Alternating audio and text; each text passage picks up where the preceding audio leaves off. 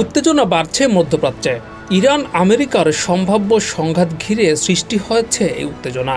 যদিও চলমান রয়েছে আলোচনা, তবুও দুই পক্ষই যুদ্ধের জন্য প্রস্তুতি নিচ্ছে এমন খবর প্রকাশ হচ্ছে গণমাধ্যমগুলোতে।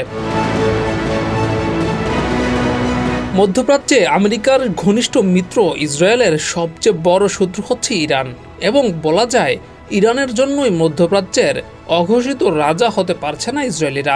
আর ইরানের বর্তমান শাসকরা থাকলে সেটা জীবনেও সম্ভব হবে না। সেজন্য ইসরায়েল আমেরিকা চায় শাসক পরিবর্তন। সেজন্য কৌশলও কম করেনি তারা, কিন্তু বরাবরই ব্যর্থ হয়েছে। তাই এবার চূড়ান্ত যুদ্ধের প্রস্তুতি আমেরিকার। মার্কিন রণতরী, সাবমেরিন, যুদ্ধবিমান, মিসাইল, অতিরিক্ত সৈন্য সবকিছুই সাজাচ্ছে তারা আক্রমণের জন্য। এর মধ্যেই খবর এসেছে আলোচনার। উত্তেজনার মধ্যেই ইরানকে শেষবারের মতো সুযোগ দিতে আলোচনায় বসতে যাচ্ছে তারা।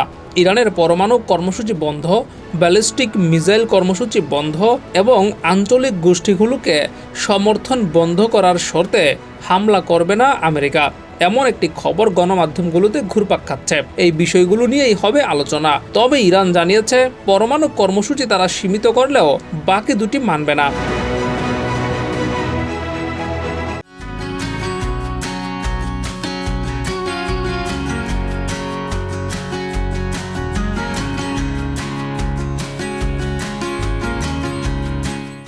এমন পরিস্থিতিতে আলোচনা হবে কিনা বা আলোচনা হলেও সেটা কতটা ফলপ্রসূ হবে তা নিয়ে সন্দিহান বিশ্লেষকরা।